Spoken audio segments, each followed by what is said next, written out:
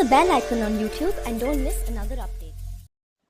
அடுத்த 6 வருஷத்துக்கு ரஷ்யாவோட அதிபரா புட்டின் தான் தொடர போறார். இதுல எந்த சந்தேகமும் வேணாம், மாற்று கருத்துக்கு இடமே இல்லை. அப்படி இருக்கும்போது அடுத்த 6 வருஷத்துக்கு நாங்க எப்படி குடைச்சல் கொடுப்போம் அப்படிங்கிற மாதிரிதான் ஐரோப்பாவோட மனநிலையும் இருக்கு, செயல்களும் இருக்கு.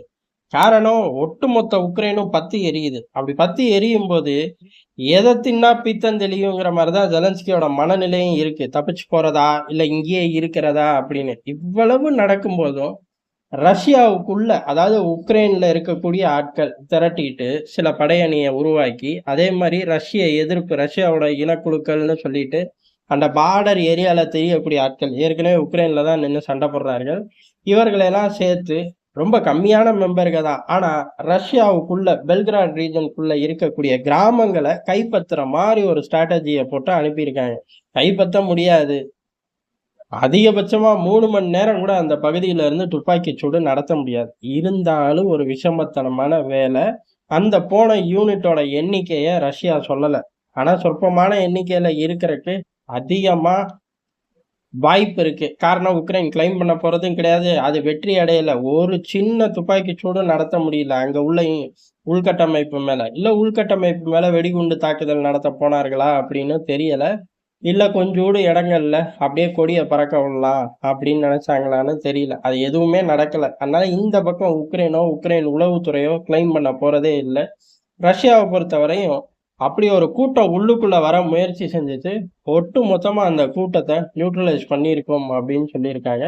சொற்பமான எண்ணிக்கை அப்படின்னு சில டெலகிராம் சேனல் ரிப்போர்ட் பண்றாங்க. இது தேவையா?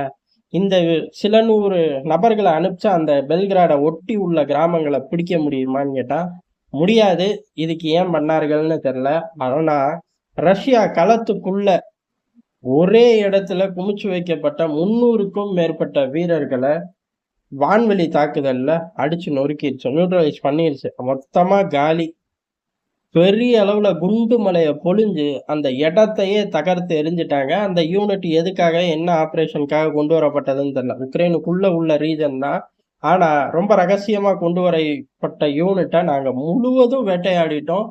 அவர்கள் சார்ந்த சப்ளை செயின் அப்படின்னு ஒரு பெரும் சேதாரத்தை கொடுத்துட்டோம் அப்படின்னு சொல்லி ரஷ்ய படைகள் ரிலீஸ் பண்ணுது. ஒருவேளை பெல்கிராடை ஒட்டி வந்ததுக்கான எதிர்வினையாக கூட இருக்கலாம். இன்னொரு பக்கம் அடுத்த 6 வருஷம் ரஷ்ய அதிபராக இருக்க போற நபர் கூட எப்படி பயணிக்க போறார்கள் அப்படிங்கிற மாதிரி தொடர்ந்து சிக்கல். அதாவது நேரடியா துருப்புக்களை கொண்டு வந்துருவோம், அதே மாதிரி எங்களோட பலம் ஜாஸ்தி, ஒன்று கூடி எதிர்ப்போம், இந்த மாதிரி வெவ்வேறு ஸ்டேட்மெண்ட்டை ஐரோப்பிய தலைவர்கள் விட்டுக்கிட்டே இருந்தார்கள். இன்னும் சொல்ல போனா புட்டின் உக்ரைனை தாக்குனது மூலியமா ஐரோப்பா ஒட்டு மொத்தமா ஒன்று கூடியிருக்கு. சில கருத்து வேறுபாடுகளை தூக்கி எறிஞ்சிட்டு ஒன்னா ரொம்ப இறுகி பிணைஞ்சிட்டோம் அப்படின்னு சொல்றாங்க. இதுல எந்த அளவு உண்மை இருக்கு அப்படின்னு கேட்டா இதுலலாம் ஒன்றும் உண்மை இல்லை. அவர்களுக்குள்ள உள்ள கருத்து வேறுபாடு அப்படியே தான் இருக்கு. அதுக்கு நல்ல உதாரணம் போலந்து உக்ரைனையே எடுத்துக்கலாம். ஏன் அப்படின்னா, உக்ரைனுக்கு ஆயுதங்கள் முதல்ல கொடுத்ததும் சரி, பெரிய அளவுல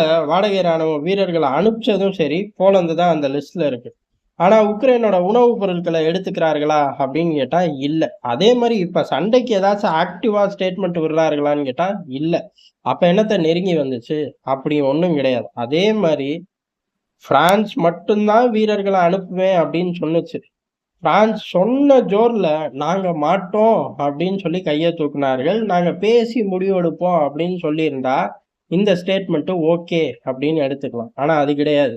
நாங்க மாட்டவே மாட்டோம்ப்பா அப்படின்னு சொல்லிட்டு எங்கிட்டு இந்த கூட்டணி அப்படியே இவரோட ஒரு போர் ஆரம்பிச்சதுனால இருந்துச்சு அப்படின்னு தெரியல. ஆனா உண்மையிலேயே இந்த யுத்தம் வந்த விளைவு யாருக்கான மைலேஜ்னா அதுல யாருக்கும் சந்தேகமே வேணாம், ஐரோப்பாவோட ஆயுத சந்தைய அப்படியே அமெரிக்கா முழுங்கிருச்சுன்னே சொல்லலாம். அந்த அளவுக்கு இப்ப ஹெவியான பர்ச்சேஸ் ஆர்டரு சப்ளை பண்ணதான் முடியல அப்படிங்கிற ரேஞ்சில் உட்கார்ந்துருக்காங்க. முழுக்க அடுத்த 6 வருஷத்துக்கும் பெரிய அளவுல ஆயுதங்கள் வித்து தீக்கதான் இந்த எண்ணெயை ஊத்துறார்கள். ஜெலன்ஸ்கி விலை போறாரு அப்படின்னு சொல்லலாம். மற்ற ஐரோப்பிய தலைவர்கள் எல்லாம் விலை போயிட்டார்கள்னு சொல்ல முடியாது, ஏமாந்து போயிட்டாங்க அப்படின்னு சொல்ல முடியாது. இருந்தாலும் அந்த ரீஜன்ல காலரை தூக்கி விட்டு சுத்துறதுக்கு யார் தயார் அப்படிங்கிற மாதிரி, இல்லை யாருக்கான தகுதி இருக்கு, அந்த இடத்துல நான் போய் நின்னுக்கிறேங்கிறக்காக அமெரிக்காவோட இந்த எண்ணெய் ஊத்துற மைலேஜ்ல தனக்கு சாதகமா மாத்திக்க பிரான்ஸ், ஜெர்மனி போன்ற நாடுகள் சுத்தி வருது. ஆனா இது எல்லாமே விஷப்பரிச்சை. அடுத்து பல ஆண்டுகளுக்கு ஸ்ட்ராங் பிளேயர் கிட்ட போய் இவ்வளவு சண்டை சச்சரவுகளை கொண்டு வரும்போது என்ன ஆகும் அப்படின்னா, கிரவுண்ட் ரியாலிட்டி எப்படி இருக்கு அப்படிங்கிறதுதான். ரஷ்ய எதிர்ப்பு கொழுந்து விட்டு எரியுதான்னு கேட்டா, அதெல்லாம் இல்ல. அங்க ஐரோப்பால பூரா தேர்தல் அரசியல்.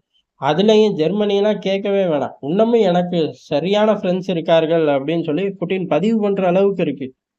அப்போ ஒரு ஆட்சி மாற்றத்தை நோக்கி போகும்.